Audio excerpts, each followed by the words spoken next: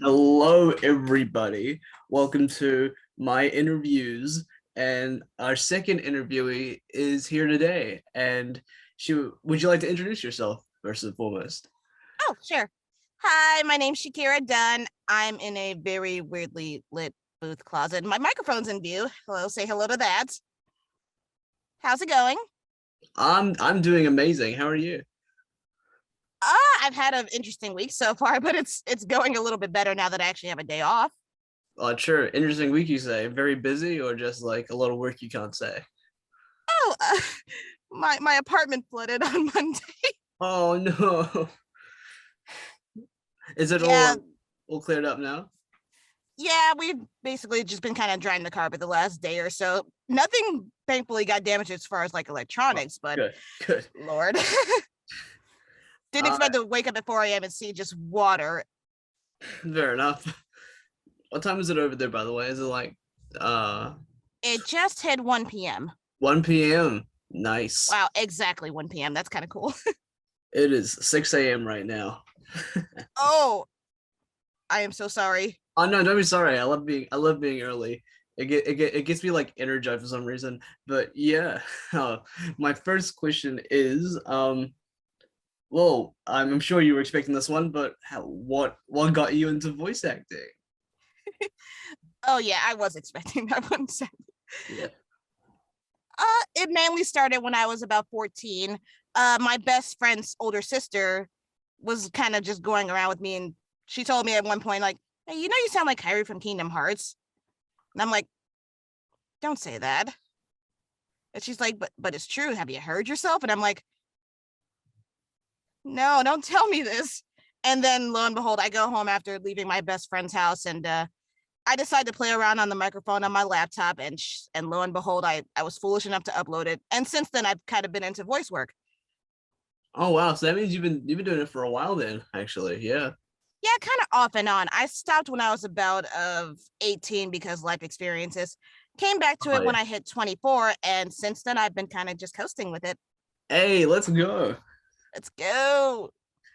So not many people know this, but Shakira was actually one of my very first few followers on Twitter. So Oh, really? yeah, I'm not sure if you remember that. It was a monumental moment for me personally. But it's fine you don't remember. But anyways, I was gonna say like, yeah, I thought I'd just bring up that fun piece of trivia there because Oh, I didn't actually know that. That's kind of amazing. yeah, and it was like you've grown like so much over the last two or so years when you've followed me and stuff. So it was like it's like crazy watching you grow and stuff like that. You've been a part of like so many things, and it's so amazing. You're almost up to 10K as well, which is really cool. Yeah, now we're actually on a project together. Oh yes, we are. We are about together. Yeah. Oh, we can talk about it actually. Well, most of Yeah, it. we got to reveal it at least. Yeah. So yeah, I'm playing Hector Hernandez on Shuffling the Deck, and Shakira is playing my lovely wife, Holly Hernandez Mhm. on Yes, lovely, lovely husband. there. Oh well, I mean, out of the four, he's probably the most kind, I'd say. That's cute. And you're Yeah, probably right, to be honest. Holly's probably the most cheerful, hence the yeah, name. yeah. I reckon. So she looks like when I saw like the what you guys looks like. I reckon Holly was like she looked the most wholesome. I reckon. Yeah, she did. I'm just like, oh, she's precious. Yeah. And that hair too. I'm just like, that hair makes me so happy. Damn. Um. Yeah. My second question is yeah. What were like your influences when or influencers when when getting into voice acting and stuff? Oh gosh, I always credit Laura Bailey. Laura Bailey. Yes. I also really did get a lot of inspiration from Tara Strong and Kira Buckland, especially. Like, I would not have a footing if I didn't just start growing up with her and Christina B. And I have a lot of influences I see. Yeah, and Kira Buckland's actually on our project together, which is mind-boggling to me. Oh yeah, that blew my mind completely. I'm just like, did my career really just come full circle somehow? Yeah. I was like, well, what has happened? Because I've interacted with Kira before because she actually directed my demo a while Same. ago. Yeah, she was so cool. And now she's on our project as well, and it's like, what is happening? This is I'm at a loss for words, you know? And we just have a great cast in general with shuffling the deck. Like we also have Michaela Laws and my Yeah, friend Bay, and just everyone is great. yeah. We got even on the male side, we got Pavle. I think I'm pronouncing his name right. Yep. Uh, Jeff Wheeler and Josh Portillo, amazing, amazing guys, amazing dudes. Oh yeah, Josh is one of my best friends. And it's like we got this amazing stacked cast, and I'm like, And it's still growing, but we can't say anything about that. we can't say that, not yet. But I'm like, am I in the right place? What am I doing here? It's one of those things. But I'm very happy to be a part of it and just get started. And I hope you are as well, because I'm I don't know. I'm just really excited. Heck yeah, I'm up for anything. Hell yeah. I love the that was sick. I love that. You'd be surprised how often I do it. Yeah, so with like your influences such as Laura Bailey, Christina V, Kira Buckland, what are your favorite roles from them? Oh, I'm the underrated when it comes to Kira Buckland because my favorite role is Edna from Tales of Zisteria. That was the very first role I actually heard professionally, and yeah, I'm one of the rare few that has the Edna print. So Fair enough. I think my favorite Kira role is probably Jolene, because I've known for like years how much she's wanted it, and now she's finally got it. She's just been killing it. So it's so influential too. It makes you really want to follow your dreams. Like I want so badly. And like now you know it's possible. Just seeing people that are just so amazing getting their dreams to come true. It's amazing. yeah, exactly. Makes you hopeful. Yeah, and since because last year, I would say last year, definitely last year, that was like when I started being more active on Twitter, and like being more active in the voiceover community. And it's like so much opportunities and stuff have been coming my way and things like that. And it's like, imagine if I stayed like for years before this, because I started out in 2018, and we haven't stopped since, and I don't hope to stop, but it's been amazing Right? so far. It's almost been 5 years, which is really amazing. I hope to do something cool for that. A little commemorate a little anniversary or something. But Oh yeah. wow. I keep forgetting it's 2022 to be honest. Me too. I'm just like, oh yeah, I guess it has been going on like 4 years. Yeah, and yeah, what about Christina V and Laura Bailey? What are your favorite roles from those two? Laura Bailey, definitely Toru Honda from Fruits Basket. That was literally Sure. Toru's one of my favorite characters, and Fruits Basket is one of my favorite anime of all time. And I was blown when they actually did a remake of the series. And they brought back most of the original cast, which made me even Oh, happier. nice. And what about Christina V? I kind of toss with Velvet Crow from I play a lot of Tales, as you can tell. Velvet Crow from Tales of Berseria.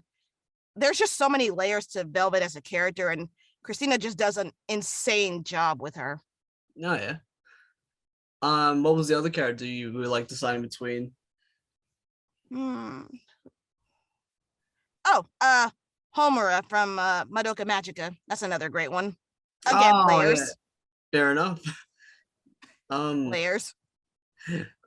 um, I think my favorite Christina role, it's actually I'm not sure if you've seen Hell of a Boss, but she plays Verosika. Yes, I haven't started season 2 yet, but yeah, Oh, I've yeah. definitely caught up. Yeah, because she's definitely in season 1 and she's amazing. For Um, real. Ooh. for Laura Bailey, it's probably like my introduction to Laura Bailey, which was Chun Li all the way back in like 2008, and that Oh was wow, that was so long ago. yeah, Chun-Li was great though. She's one of my yeah, favorite Street Fighter characters anyway. yeah. I don't think she's playing her in Street Fighter 6, but the person who's playing her in the game sounds amazing. Yeah, I think they actually revealed that it's I do not what is the name off my head. I do know she plays Suki from Avatar The Last Airbender, so I thought Yeah, that was really great casting as a whole already. yeah, a lot Names of are escaping me right now though. yeah, a lot of I'm loving the new Street Fighter characters in the cast because I'm a massive Street Fighter fan, and some of them have been recasted, and some of them, and honestly, they just sound really, really good.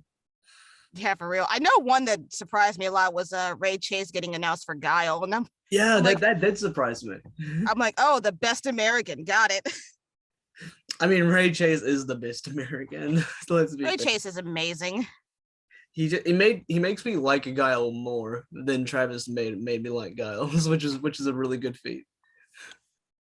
We Um, love you, Travis. yeah, we love you, Travis. We love you, Ray. Let me interview you, Ray, please.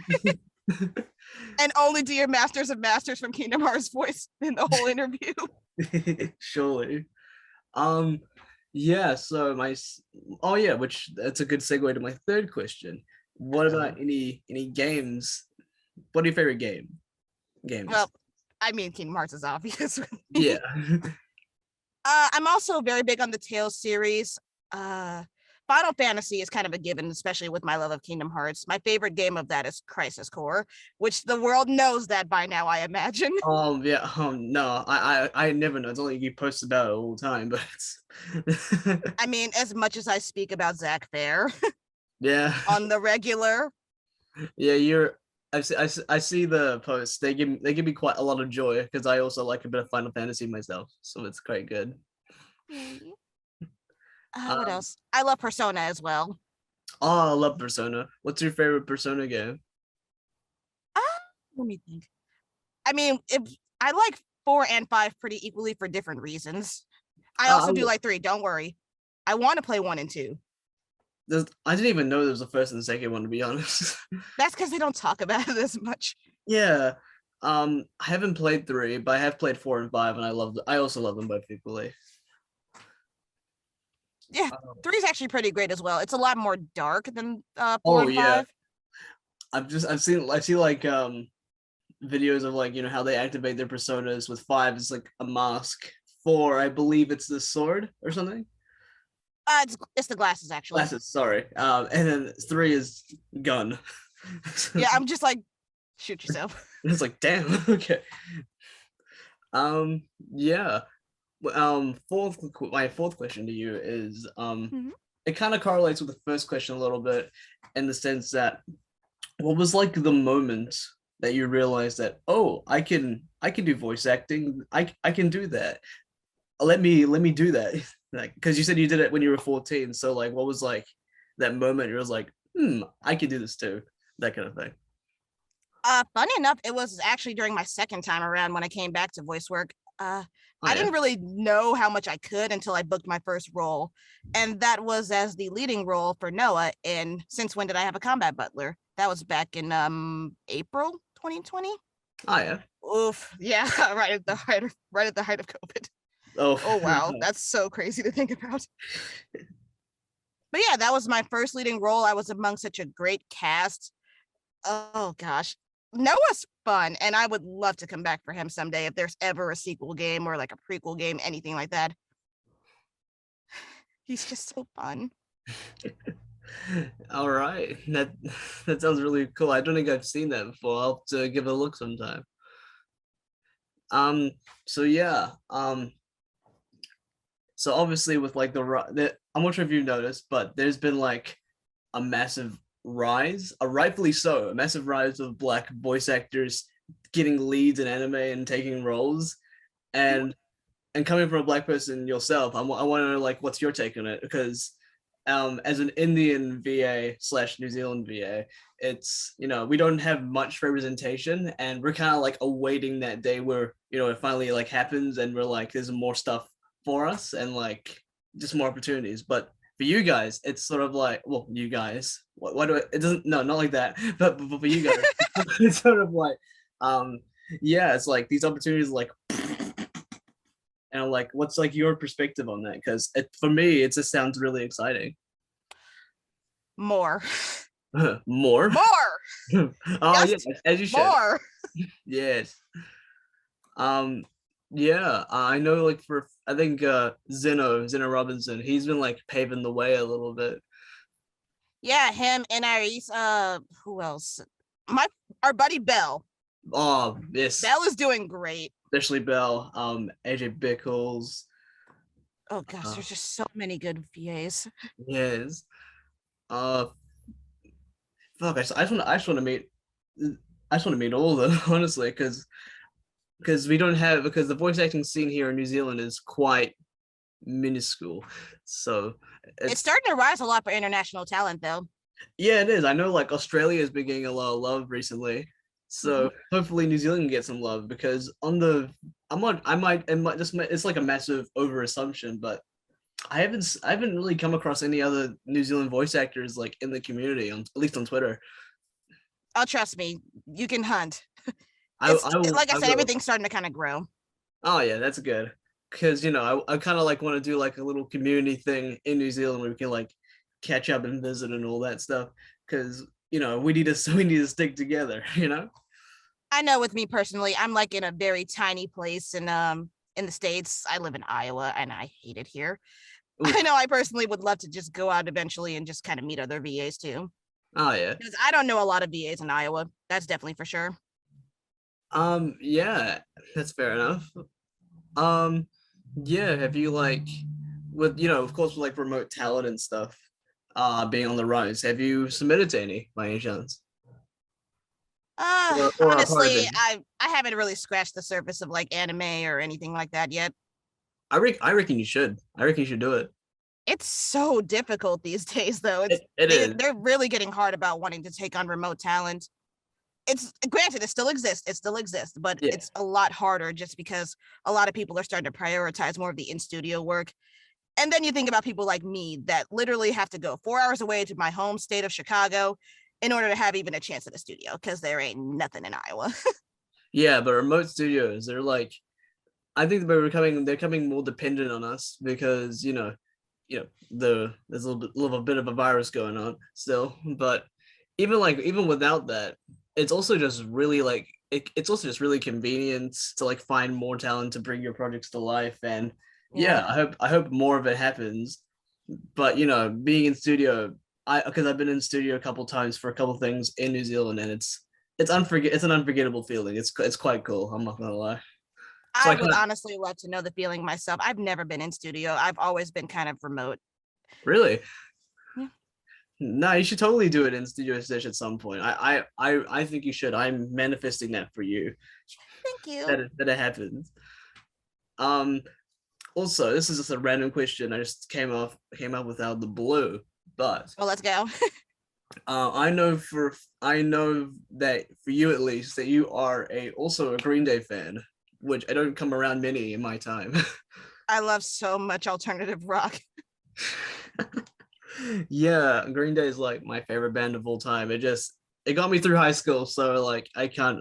So I think I've listened to them for about 10 plus years now. So it's so weird to think that they're like 30 years old. So it's but they keep me young, It's weird. I'm only Oh, for 20. sure. I'm only 20, so I'm not. I don't think I'm that old, but yeah. I mean, I can't say much. I'm literally almost 30. Hey, let's go. The third decade. Let's go. I mean, honestly, I'm ready for my 30s. I hate my 20s. I've hated a lot of things about my 20s. I'm so Oh, ready for my 30s. you're like one of the only few people I know that are excited about the 30s. Yeah, honestly, my life kind of just started to get crazy at 18. So it's like I hate my 20s. Oh yeah. It's had some really good highs. Like obviously my voice work's taking off like crazy. And Yes, I've it written should. novels and I'm burned out. So like, please, I'm ready for my 30s. Fair enough. Yeah, actually, before we get to the next question, was there like any pieces of wisdom you want to pass on in terms of like people who are like, finishing their teens and getting to their 20s or getting into their 30s or beyond? Oh, let me think.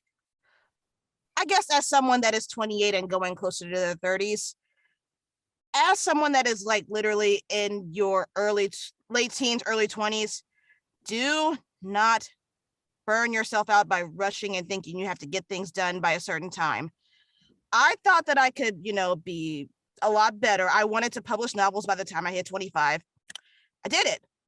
Oh, nice. I don't write as much anymore because of it though. No, yeah. I want to write badly, but I don't get time anymore because I'm always doing other things. Fair enough. What's the name of the novel by any chance? I have a few. There's one Ooh, that's a few. duology. It's What's it? called The Final Lesson and The Sage's Reign. It's a two-part series. Uh, I have another book called The One Left Behind. It's supposed to be a trilogy, but I would love nothing more than to rework that story because I don't like it as much. And I'm currently working on a few different fantasy novellas. Oh, nice. What's like because that's something I didn't know about you. I didn't know you were a writer for like novels and stuff. So like what's like the process of like writing novels? And like how many like hours or days, maybe even years does it take to like publish a book? When you're self-publishing, it can take honestly any amount of time, really. I know one time I was able to crank out like a good 100-page novel in a week. Or Ooh, I wrote it in 3 weeks. Sorry, not a week. Oh God, I'm not that crazy. still though, that's really impressive. Yep. Whereas the longer stories can take I did it once in 2 years for the two-part series. Oh yeah. Hmm. Yeah, it's time consuming. I would imagine so, but like in terms of like getting like muse or like ideas and stuff, does it like come randomly or does it like specific moments that were like, oh, this is when I think the most. Let's write down some stuff. Honestly, it used to be back in the day where I wasn't really in the moment. Nowadays it's definitely more in the moment because again, Oh yeah. time is great. Oh, we love time, don't we? Uh So anyways, back to Green Day.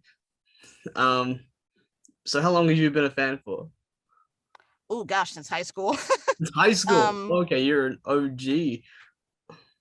I think I was 14 when I got really heavy in my alternative rock phases. Oh Yeah, yeah. Linkin Park, Green Day, Simple Plan, 3 Days Grace. Simple I've plan. I've been a lifelong Queen fan because of my dad. So Oh, that's sick. I don't think my parents don't really like the punk rock kind of stuff. they're because they're also like they're very old. They're like in their 50s. So like that's fair. not quite. They like rock and roll sometimes, but like punk rock is like where they draw the line. Yeah, I can get it sometimes. Yeah, I had like my, I'm probably gonna be in this phase for like forever, but I've got, I listen to like, well, I listen to other music as well. My taste is quite varied because it's like sometimes it's punk rock, sometimes it's Kesha, so it's like a whole mix. Um, yeah, so it's like, we got your Green Days, Linkin Park, Simple Plan, Sum 41, Skillet, um, Oh, Bowling Skillet was another one. Bowling for Soup, etc. Mhm. And yeah, I don't know. Green Day just keeps me young. It's like the friend in high school that never left me. That kind of. That's actually kind of funny because Green Day is actually my best friend's favorite band. It's even funnier. Oh, really? Nice. Yeah. She loves Green Day. What's we'll get to yours in a moment, but what's her favorite song? Oh gosh, what is her? Hmm. I know she's been telling me she really likes hearing "Know Your Enemy," and that's kind of what my favorite ended up becoming too. No, I love Know Your Enemy. That's a good song. Yeah. I don't know if I'll sing it on camera because I don't want to get copyrighted, but Yeah, the beauty of copyright, am I right? yeah, I was gonna ask you instead of naming one, could you name your top 15? Uh, You can that would get take some time. you can get your phone out for this if you want, Oh boy. because I've got my list on the side, and I was debating top 10 or top 15, and yeah, I don't know. I think doing top 10 will be harder because there's so many bangers. That's what I'm like, oh, I gotta actually think about that. Oh wow, Boulevard of Broken Dreams. Of course, that's the first song that comes up when you mention Green Day. Oh yeah. Actually, I'll list off my 15, and if that sparks any inspiration for yours, or like if you want to like, add them to stuff or not add them, or just hear my thoughts, that would Go be for it. okay. So I'll go from bottom to top. At number 15, we have 21st Century Breakdown. Number 14 is American Idiot. It's surprisingly low for me. Surprisingly. 13 is Church on Sunday. It's underrated. 12 is Boulevard of Broken Dreams. That's kind of a given. Number 11 is Hitching a Ride. 10 is When I Come Around. 9 is Brat. 8 is eight is Welcome to Paradise. Seven is Jesus of Suburbia. It's just punk rock Bohemian Rhapsody, and I love it. Number 6 is actually the first song I ever listened to from Green Day, and that was 21 Guns. I was 7 when that came out. That sounds like a long time ago. When did that come out? It was like 2009. I'm so old. Oh no. Yeah, I think I was born 2 years before American Idiot, but like so I was able to witness that great era when that was like around. So that was really cool. Number 5 is Holiday. Also a good one. Yeah. Number 4 is Walking Contradiction. Number 3 is American Eulogy. Number 2, I'm not sure it's many people's favorite, but it's one of my favorite. It's one of my top 2. It is my top 2, but it's The Grouch. It's quite good. And number 1, it's might be basic, but it's Basket Case. I don't know, Basket Case. It gets more sentimental to me the more older you get. It's like one of those type of songs, you know. That's valid. Yeah. Yeah, I'm pretty sure Know Your Enemy's still my top favorite. Yeah. I don't know why. Oh my god, I can't narrow down that hard. If you can go like on Spotify, you can like look at like if you have them in your playlist or something like that, you can like see which songs you have. You can like formulate a little list if you want. Oh gosh, I don't even use Spotify that often. I use my YouTube for everything. I'm so old, it seems.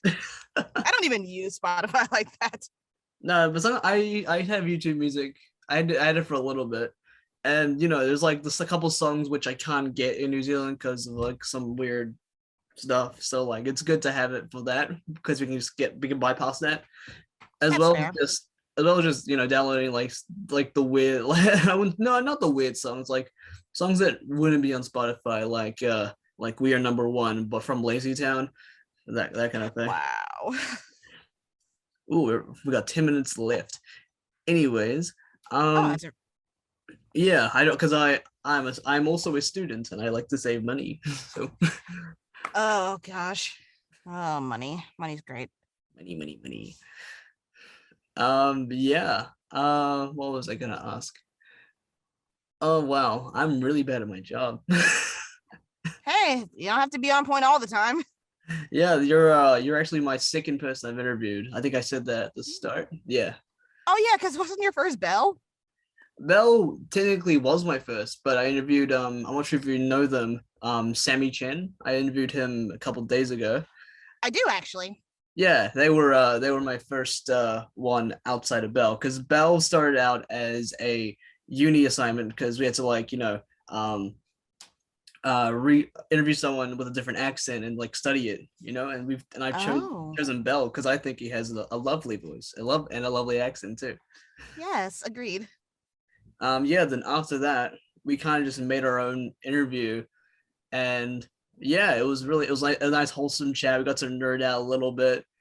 Yeah, and that kind of like sparked my inspiration to do more because at the like in the middle of the year, because I'm in acting school at the moment, we have like electives, and one of them was to do a documentary. So I got to do a documentary for one of my friends, and I loved the interview process. So that's also just like a little bit of that carrying through, and yeah, and also I don't really know like most of the American VAs that well. I follow a lot of them and they follow me back, but like I don't get to like speak to them like we are now.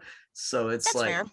so it's I find it like really good to like get to know like these amazing, supportive and wonderful people in the community. Well, we appreciate you for sure too. Thank you. That actually means a lot coming from you. Well, thank you. Yeah, I just noticed that you're wearing a My Hero Academia shirt. Yeah. are you all caught up with the manga as well, or are you anime only?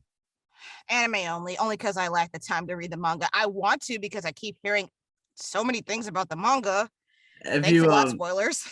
Have you have you got any spoilers yet? I hope not. Uh, just one. And which one was that? I can probably cut it Uh, out. I can probably cut it out of the video. oh, okay, fair. I keep hearing about Bakugo dying, and I'm like, what? Oh, Like, that no, he's one of my favorites. Like, why? that was recent. Yeah. Yeah, I'm like, really? I mean, I hope he doesn't stay dead because I'm thinking, maybe Eri can like do a little rewind and bring him back to life, but because I know she's on the battlefield, so Yeah, I, yeah. But if that's like the only one that you've managed to be spoiled on, but I think he'll come back to life, so I'm not sure how long that will last. But because yeah. you can't I get rid tend of to try to avoid them, yeah you can't get rid of Bakugo, man. He's like the top favorite even in Japan. which is kind of crazy considering his personality. I'm like, how's he always up top? I like Yeah. him too, but like, how is he always on top? I think he redeemed himself a little bit, which I won't get into. But yeah, and that's like the only spoiler you've managed to come across. There's like so many more spoilers, especially for like the Yeah, latest season that's coming out this year. Oh, there's so many. So I hope you're able to avoid those because God, no kidding. I read the manga, I know what happens, and I can't wait to see it animated. But I reckon season 6 will be the best season because I think it's really good. Like the arc itself, it's just so good. It's what I'm here for. Gosh, I hope so. Yeah. But I think the overall arc will have like a special place in my heart. Mainly because Kellen Goff is an amazing human being, and I love his voice for Overhaul quite a lot. I need Kellen to get a lot more lead roles, like a Yeah, lot. exactly. He did play what's his name? I'm probably gonna butcher his name a lot. Is it Sasaki or Sayaki in Miyano? Sasaki, yeah. Yeah, yeah, he sounded really good for that. I really Because need to sit down and watch the dub for that. I just haven't. I need to though. yeah, because we have what's his name? We have Josh Waters, who's like around my age, who's also a lead, and it's so sick. He's smashing it right now. He's also like an Right? inspiration for me. Yeah. Um, yeah, it's so good. I mean, Kellen does play a lot of a lot of main villains sometimes. So Yeah, I also really liked him in Black Clover. yeah. I mean he played Funtime Freddy and Fat and Glamrock Freddy, who are like heroes and villains. So like it's quite good. I think my favorite role from him is probably Diavolo from JoJo's because Valid. it's just like the like the I love his voice, and it's also just like the effort he goes through. It's just I don't know. He I remember when he finished, wrapping up for Diavolo, he wrote like a whole essay on like his choices for Diavolo, and it's just wow, he was really into the character. I like that. That is a dream. I love when voice actors describe their choices after they finished and why the character sounds this way and stuff. It's like I love it. It's like the writer side of me. And it's sort of like, ooh, this is great. This is good storytelling. Yeah, I know. I That's definitely a dream of mine, especially as someone that writes. I would love to go into detail about a character I get to voice. Yes. Like, when will that happen? And exactly. And my final question to you is there a cartoon, anime, or game that you would love to voice act for in the future? Oh gosh. So Erica Harlicker made me realize back with Kingdom Hearts 3, it's very possible now to be an NPC in Kingdom Hearts. So Ooh, that's always been my dream since then. Kingdom Hearts. Valid. Yeah, I love legit. I love Kingdom Hearts. I played I haven't played the third one yet, but I have played the second one. I really like the second one. Yeah, it's like now that that dream is possible, it's like I Exactly. want to Yeah. be an NPC specifically that can thank Sora because he's my favorite game character. Yeah. I think for me it's either JoJo or One Piece. One Piece and JoJo would also be great options. I would Yeah. also love to be in One Piece. That would be phenomenal. Yeah, because One Piece is like in the manga, it's like on its final arc. So like I don't know how many more new characters they can introduce, but like if they want me to like scream as like a random person dying, I'll do it. I'll do it. And like Background voices are pretty common. exactly, and remote talent's becoming more and more common. So like, I hope that happens someday. And for JoJo, they usually get a lot of new talent to voice some of the characters. And so That's true. I'm hoping for personally, I don't know, maybe like either either the end of part 6 or part 7 or 8 when that gets animated, because those parts are phenomenal. But yeah, future's looking good. Looking good Strive. for both of us, and I cannot wait to see yourself and also myself and others do great. Yeah, cheers to the future for sure. Exactly. And since we have only 1 minute left, would you like Oh to wow. plug any social medias or anything like that? Oh geez. Well, I definitely use my Twitter a lot. It's at Shakyra Dunn because obviously I can't steal a name that's, one that I was born with. What do I use? What do I use? My YouTube at Steer of Words. Can you tell I'm old enough to not even think about my social medias? Probably just those two for now then. Oh, sweet. All right. And with that, our interview comes to a close. Thank you so much for joining us, Shakyra, and that's it. That's the Uh, interview. Bye.